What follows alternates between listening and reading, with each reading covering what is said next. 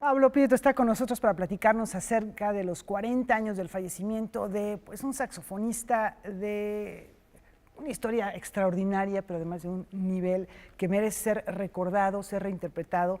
Y uno de los trabajos que ha venido realizando recientemente Pablo Prieto es hablar de Dave Brubeck, la gente que lo rodeó, su cuarteto, y bueno, pues ahí está Paul Desmond como una marca, como una piedra de toque importantísima desde el punto de vista de la composición, de la improvisación, de la interpretación de un instrumento que pues desde el swing y desde los años 20, 30 empezó a tomar una fuerza muy importante en el jazz, el sax alto.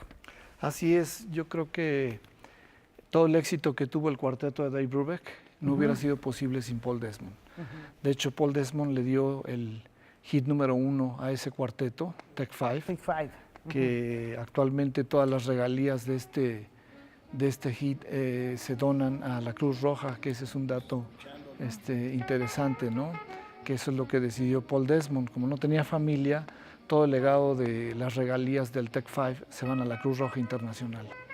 Es interesantísimo porque la relación de Brubeck y Desmond empieza desde que estaban en el ejército, con algunas desavenencias, algunos acercamientos, alejamientos, pero yo creo que en el fondo sí había una mutua admiración. Sí, por supuesto.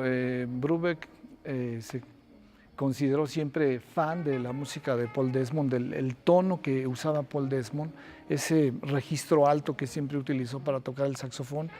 Y creo que esa es una de sus aportaciones de Paul Desmond, además de que en todas sus improvisaciones él siempre hacía mención de otros temas, entonces se caracterizó por lo que le llaman el quoting song, que siempre en sus improvisaciones, tocando X tema, hacía alusión a otros temas, entonces era como jugar un poco con el sentido del humor en la música, ¿no? Y con los homenajes también, ¿no?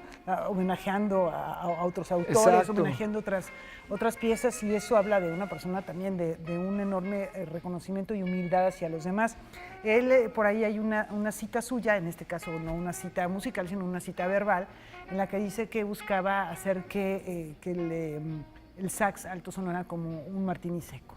Sí, así es, y en ese disco que estabas viendo. Sí, en este disco, que bueno, pues es un clasicazo. Se los voy a mostrar porque además es una belleza. Vean los textos, los dibujos. A ver, ahí me dicen. Ese disco, Paul Desmond dice que ese disco sonaba a tres martinis secos. Ahí no imagínense. A 3 martinis secos. Y aquí está, bueno, la partitura de Wendy. Así es. Es muy importante mencionar que 7 meses antes de la muerte de Paul Desmond, hoy hace 40 años, Paul Desmond nos visitó junto con Dave Brubeck en octubre de 1976, el 28 y el 30 de septiembre y el 2 de octubre. Ya venía bastante enfermo de cáncer, pero tocando increíble. Tuve la fortuna de poderlo saludar en el camerino. Un hombre verdaderamente gentil, un tanto tímido, pero con una inteligencia musical, y aparte le gustaba escribir. ¿Fue en el Palacio de Bellas Artes? Fue en el Palacio de Bellas Artes, así es. Y le gustaba escribir. Él realmente lo que quería hacer, él era escribir. Él quería ser escritor más que músico. Pero bueno, fue un genio de la música, admirado inclusive por Charlie Parker. Indiscutiblemente, yo ahorita que hablaba y decía Laura, homenajes a otros compositores, era un músico en toda la extensión de la palabra, porque entre esos homenajes también sabemos que hacía guiños a la música clásica, no solo eran interpretaciones jazzísticas, estándares de jazz, lo que habla también de su concepción y de esta manera, como dice, ser un mago de la música, que podía sin problema mezclar cualquier género.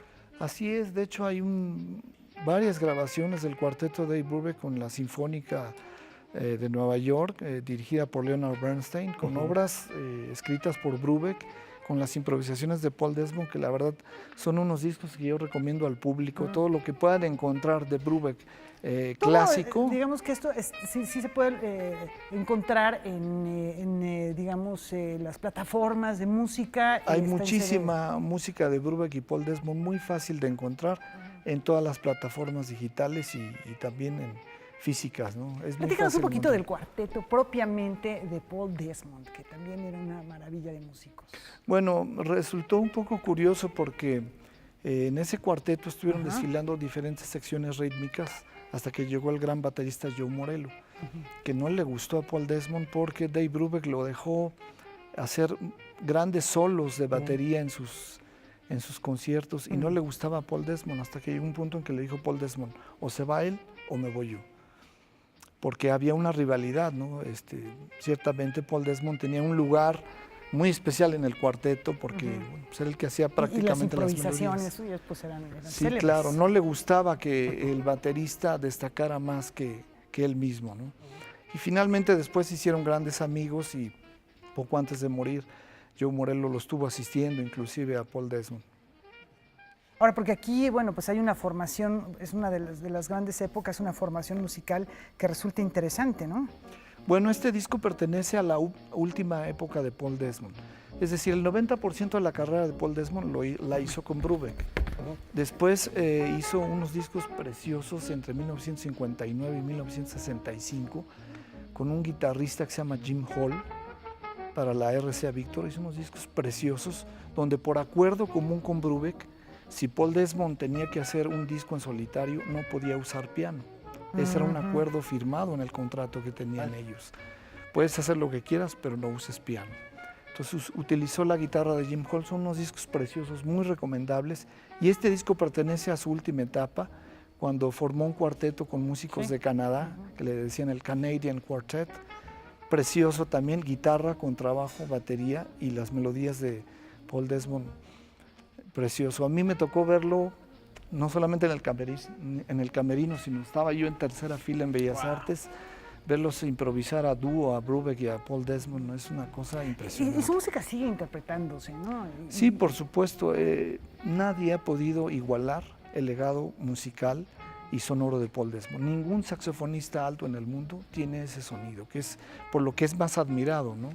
Parece broma esto del Dry Martini, pero es admirado especialmente por su sonido. Irreconocible, sí. Sí, claro. Inmediatamente no hay otro saxofón igual al de Paul Desmond. Entonces tiene un lugar muy especial por el sonido y por las constantes menciones a otros temas que hacía en sus improvisaciones. Esto es muy interesante porque están también reflexionando sobre la dotación musical. Cuando uno piensa en un ensamble, en un cuarteto de jazz, por supuesto que es rey entre los instrumentos el saxofón, aunque también valdría la pena subrayar que Paul Desmond empezó siendo clarinetista, igual que Benny Goodman prácticamente toda su carrera la llevó en ese instrumento, y encontramos de repente algunos saxos tenores, algunos saxos barítonos, pero ¿cuál es, más allá de esa característica del instrumento como un instrumento agudo, de aliento, sí, metal, pero madera, atención, porque el saxofón es de madera, no es metal, que le daba ese toque?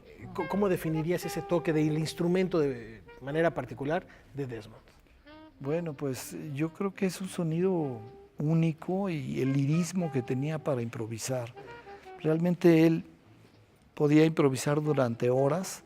Era un hombre musicalmente muy inteligente que tenía una habilidad sobre todo para improvisar. Era un gran improvisador, un constructor perfecto de sus solos, que podía estar tocando mucho tiempo y hacía esto de las melodías que ya lo dije 2 veces anteriormente. Y a mí me parece que pues es el poeta del jazz, es ese feeling que tenía él tan natural, nada pretencioso. Justamente en el movimiento del bebop, él no hizo caso al bebop, él nunca prestó atención a todas esas proezas de las escalas y armónicas que utilizaba Charlie Parker y todas las melodías que hacía. Él simplemente tocaba por gusto, ¿no? Era así algo como si cantara en su saxofón, ¿no? ¿Dejó algo escrito?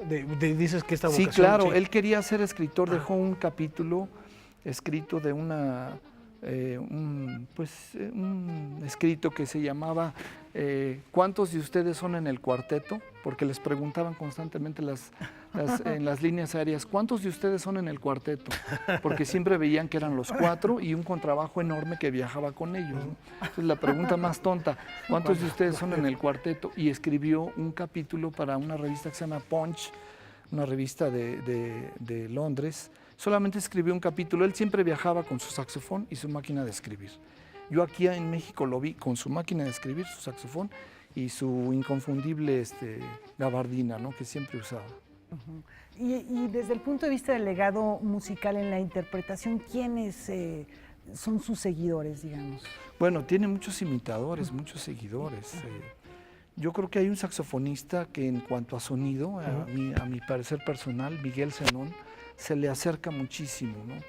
Claro, con una influencia totalmente latina, pero me encanta el ¿Mexicano? sonido. No, Miguel Zenón es puertorriqueño. Tiene un sonido muy parecido a Paul Desmond. Y hay muchos que se le han acercado, pero exactamente igual, pues es muy difícil. Yo creo que como Paul Desmond, Jerry Mulligan, Stan Getz, o bien mencionaste Benny Goodman, son esos íconos que Voces ya son únicas. irrepetibles. El ¿no? Olimpo del Irrepetibles. jazz. Exactamente. ¿A ti dónde te podemos seguir, Pablo? Bueno, yo estoy en Facebook Ajá. y estoy en Twitter como Pablo Prieto Jazz. Ahí están las redes sociales, estamos siempre participando en conciertos y en diferentes proyectos. Aprovecho la ocasión para mencionar que estoy invitado a hacer un homenaje a Paul Desmond. Ah, qué bien. Próximamente vamos a estar en el Festival de Campeche y vamos a hacer una gira por la Ciudad de México. Esto se llama el Pure Desmond Quartet, con mis amigos Manuel Mora en la guitarra, Eric Alfaro al contrabajo y Bruno Petit en el saxofón alto. Es la misma formación que tenía el último Paul Desmond sin piano, digo, porque yo ya tengo mi homenaje a Brubeck, Claro, entonces ya no quiero hacer algo con Paul Desmond que tenga piano, sino que tenga la formación que tenía su último cuarteto de Paul Desmond. No dejes de avisarnos, por favor. Esto es el Pablo. Pure Desmond Quartet, próximamente estaremos dando noticias. Nos avisas. Muchísimas por favor. gracias, Pablo, No, por al estar contrario, aquí. a ustedes y a tu ¿Y público. por qué no nos despedimos con un poco de música de Paul Desmond? Paul Desmond, a 40 años de su partida. Muchas gracias, Pablo. Gracias, Pablo. Gracias a ustedes. Hasta mañana.